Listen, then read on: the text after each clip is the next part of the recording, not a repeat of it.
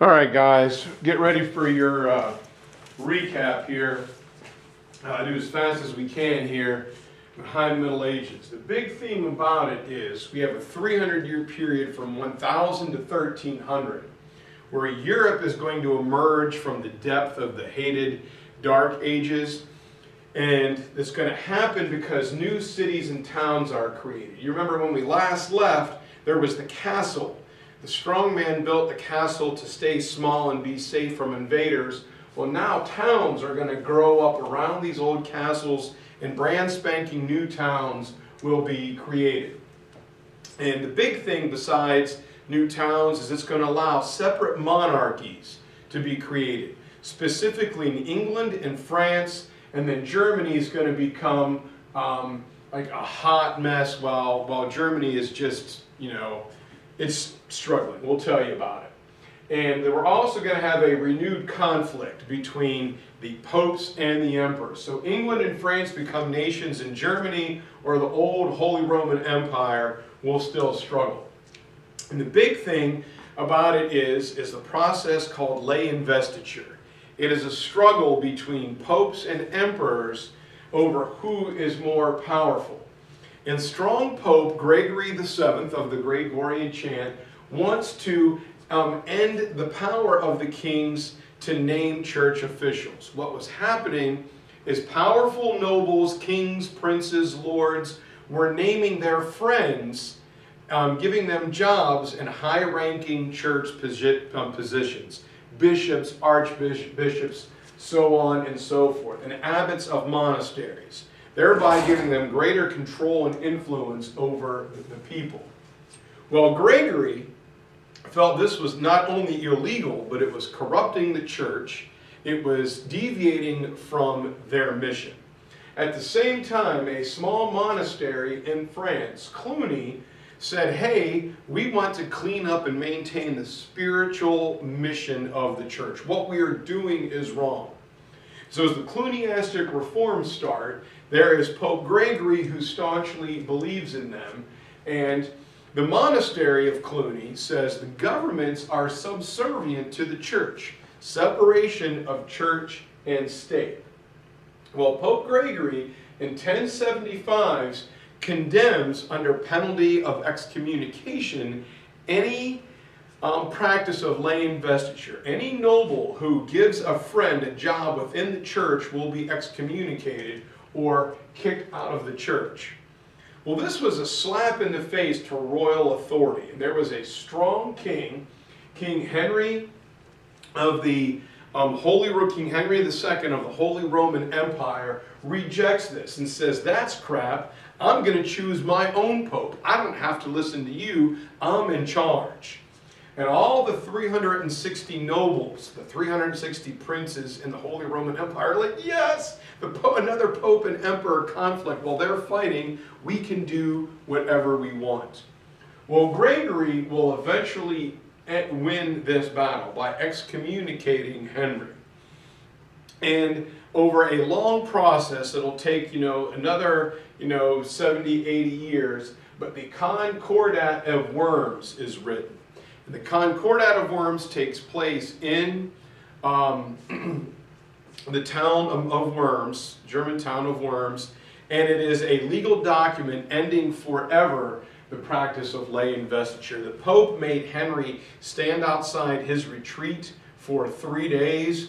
The Pope would go over and look at him, come back in, symbolically from crucifixion to resurrection, and forgive him, demonstrating that Gregory is in charge. The Concordat of Worms is written in 1122, and the Pope here can be present when the Pope creates a bishop or an archbishop. The emperor is allowed to be there, and after the church creates the office, the emperor can then bestow a gift of a fief.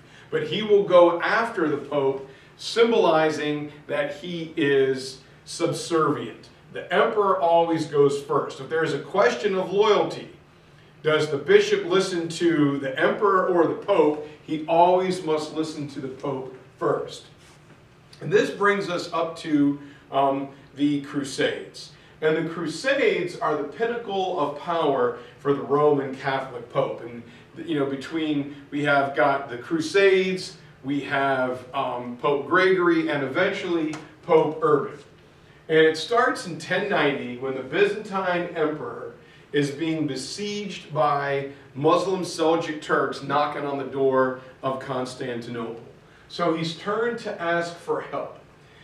He turns to the only guy who can possibly help him. He's got, Sassanids in the east he's fighting, Muslims to the south. The only direction he can turn to is the west.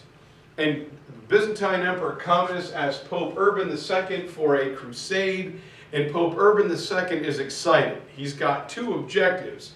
Number one, he can get the warring knights out of Europe and give the people a break. And he hopes to be able to rejoin the Eastern Orthodox and Catholic churches. Thousands of knights from France, Italy, the Holy Roman Empire leave to go on crusade. Again, this is good for the people as it gets the warring knights the heck out of Europe, and now they only have to worry about famine and disease. War is going to take a back seat. These knights from England and France, Italy, are inspired by religious faith. They really thought that they were going to liberate the Holy Land. And Pope Urban created what is called a plenary indulgence. Your sins are immediately forgiven if you die in battle against the, at the time, hated Muslims. The First Crusade will accomplish what no other Byzantine army had been able to do. The Western European knights defeat the Turks, shove them out of Constantinople, and in 1099 they recapture the city of Jerusalem. The First Crusade is the only successful crusade, and the big impact about it is the First Crusade reconnects Europe to the outside world. For 600 years, Europe was that stone soup, that stew, just sitting on the stovetop, simmering. They are forced to fall back on their own meager resources and their Roman and Germanic traditions, and they create a new culture. But no one had gone in and no one had come out. When they get down to the Holy Land and they see the art and the architecture and the literature and the science and the access to trade networks, it totally blows open Western Europe. Now, of the 8 Crusades, only the first one is successful. All other ones failed. The other most famous one is the Third Crusade, which pits Richard the Lionheart of England and Saladin in their famous battle, and it gives birth to the famous Robin Hood story. So 1096 to 1099, the First Crusade is successful, and then in 1189 and 1092 is the Third Crusade, but it just doesn't quite pay off. And here is the payoff. And to repeat myself, the First Crusade, when people come back, they learn of the trade and the technology. And brave peasants who had nothing to lose will undertake an arduous journey to go back, get goods cheap at the source, and bring them back to Europe to sell. The money they bring in allows them to create brand new towns.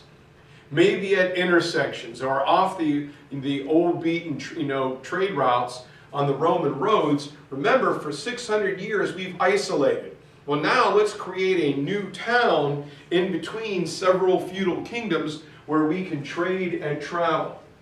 And some kings back these new towns. Instead of giving land to a feudal lord, they give it to a group of artisans and merchants to create a town.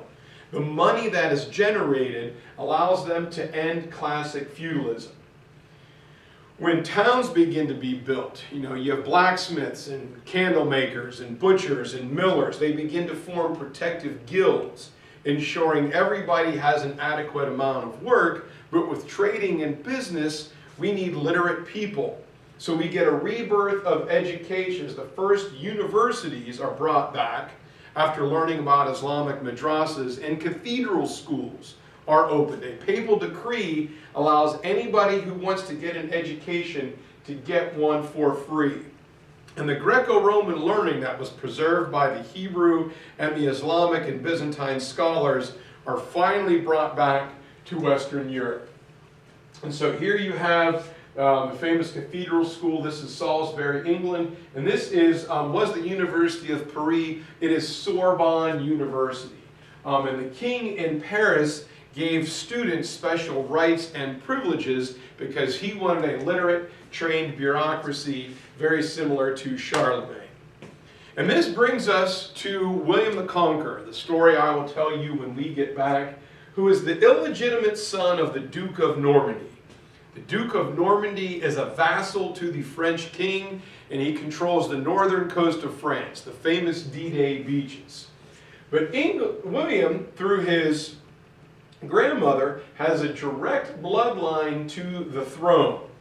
Well, there's a whole bunch of mischief that goes on. William's dad dies going on a pilgrimage. William has to be hidden out so people don't kill him. He's the illegitimate son of the Duke of Normandy, but everyone knows who he is. And when William reaches adulthood, he comes back and reclaims his territory as the Duke of Normandy when the English king dies. William expects to be named the next king, but the English nobles don't want a French duke or an illegitimate son to be their king, so they choose one of their own, a guy named Harold Godwinson, as the new king. William says, that's enough, I've had enough of being humiliated and slighted. So he takes his knights and leads the second of only 2 successful invasions of England, and he attacks. William will defeat the English knights at the famous Battle of Hastings in 1066, claiming massive victory. And here's a nice statue of of William the Conqueror, a nice stout warrior. And this is a little bridge in the town of Ivy Bridge in England, where soldiers from D-Day lived and trained. And Charlemagne liked it, and he mentions it in a book we're going to talk about in a minute. He liked it so much, he ate lunch there. He used it as a reference point in his book, the Doomsday Book. William's entire life is planned out in the famous Bayeux Tapestry, a very long tapestry in the Bayeux Church on the Norman coast. Well, William will be crowned king in Westminster Abbey. From him, it is that point where all English royals have been crowned in Westminster Abbey to this day. If there's any royal fans out there, it's where William and Kate got married a couple years ago. And then William goes on a 20-year quest, a 20-year campaign subjugating and forcing all English lords to be his vassal. You either joined him or he destroyed you, thus earning his name William the Conqueror. William was a pretty smart guy along with a warrior. He looked at what England had and what worked and said, hey, I'm not going to destroy everything. If you have something that works, I'm going to keep it. One of those things was the idea of a writ or a legal warning. If you were doing something wrong or you were committing a crime, you would be served with a writ. It said, we know what you're doing, we're telling you to stop right now. If you don't, this is going to be your punishment. So when you're captured, when you are arrested, don't whine, don't say you didn't know because I just told you, it's written down. Secondly, is the idea of parlaying. If there's any Pirates of the Caribbean fans, you may have heard this phrase. William would go out to a group of nobles and he would talk to them. They would ask him questions, they would express their concerns and even their grievances. William didn't have to listen to them. There was no obligation, but just the fact that the king was coming to listen to them, they felt as if they had a voice. And William creates a county-by-county census called the Doomsday Book. He wanted to see which agricultural areas were more productive, where large populations were, and who consumed the most resources. Going back to Augustus Caesar, people did this. The good leaders do this. Those who used more resources paid more taxes. The more profitable bits of land paid a little bit extra. And William fixed the tax date. Taxes are due on this date. Like here in the United States, it's April 15th. So you knew when tax time was coming. It was once a year. And you have all year to save for it, so have it ready. And it's spelled Domesday, but it was pronounced Doomsday. It was said it was easier to escape death than William's Doomsday Book. When you guys get back, take a look at my ceiling tile with that painted on it right above us. And so here is the Bayeux Cathedral where the tapestry is. This is the inside of Westminster Abbey where all English royalty are crowned. And this is William's main fortress in the city of Caen, where he started from. And these are two pictures of the Magna Carta. I'm sure you've studied it in your civics and economics classes. We're going to talk about it in a second. William gives way to a king named Henry. And Henry is kind of a jerk. He was very harsh on his people. As he expanded his lands abroad, he became more and more and more controlling. That's the story of Eleanor of Aquitaine that I told you guys about on the podcast. So make sure you listen to that. Well, Henry will give way to King Richard the Lionheart of the Third Crusade. And Richard is going to leave England and go down on crusade, and he leaves his brother, hapless Prince John, in charge. And I'm going to back up a little bit. That Eleanor of Aquitaine's story is pretty significant, because Henry is the king of England, and he marries a woman from France, the former wife of the French king. The French believe that the king of England, since he started as the Duke of Normandy, a vassal to the French king, the king of England is subservient and works for the king of France. It gets even more interesting when Henry inherits Eleanor's property in France, creating a lot of animosity between England and France that will lead to the 100 Years' War. Sorry, I got a little backed up there. Prince John is the famous Prince John from the Robin Hood legend, and he's like an idiot. His brother says, just keep doing what I'm doing and don't create any more problems. Well, Richard was taxing the people heavily to fight the Third Crusade. Well, when he leaves, Prince John adds more taxes to make himself money. And he starts, there was this contention with France. John will lose a battle to the French. So coupled with the extra taxes and the losses, John oversteps his bounds when he practices lay investiture.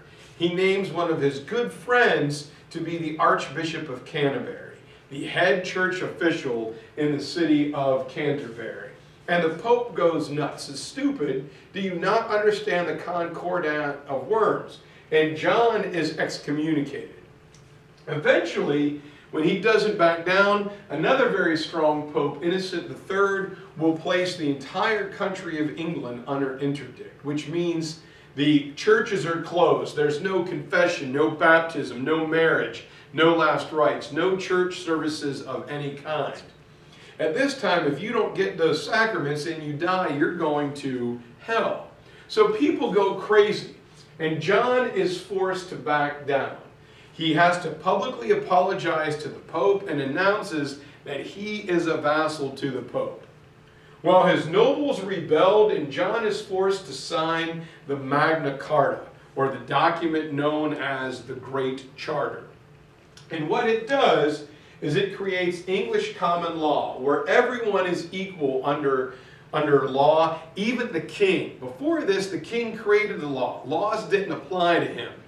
But the Magna Carta makes the king, the royal, subject to royal authority. So here is Pope Innocent III. This is King Richard the Lionheart, and this is him fighting down on crusade with the famous Islamic warrior Saladin. Pope Innocent III continues to be strong. And while the English king is finally subject to English law, that is not the case in France, where the king will emerge as dominant. The king is an absolute powerful monarch. The key thing here is, though, starting with William, he began to grow nation building in England. England becomes like one of the first modern European country. While the king is subject to the law, England is moving forward to nationhood. France is the same way. France, however, will be united under their absolute tough monarchs, the royals. The most famous example of which in 700 years from now is Louis the XIV. Pope Innocent III, however, ignore the phone, I'll have to answer that in 1 second, will excommunicate several royals at the same time. Sorry, that's distracting. He will excommunicate John in England, he will excommunicate King Philip of France, and he will excommunicate Frederick of the Holy Roman Empire simultaneously. He will hammer these kings several times, excommunicating them and placing them under interdict. These are the three most powerful people in Europe in terms of politics, and each time the Pope defeated these emperors. And so, at the end of the High Middle Ages, Europe is going to emerge from the Dark Ages in the year 1300. Modern nations are going to be built. It comes as a result of increased trade and cultural diffusion, getting access to the Silk Road and the spice trade routes. The creation of towns and townships, the rebirth of towns and townships and cultural diffusion cannot be underestimated. I mean, I cannot say how important that truly was. And that the Roman Catholic Church is powerful enough to stop kings. And as I said, a separation of church and state exists. So now the center of every town is going to be a large cathedral, and the towns will grow out from there. Here's the old Caen Castle, and the city of Caen that grows up around it. Again, the trade routes and the creation of towns and building nations cannot be, I cannot speak enough about them, how important, how big of a turning point that those were.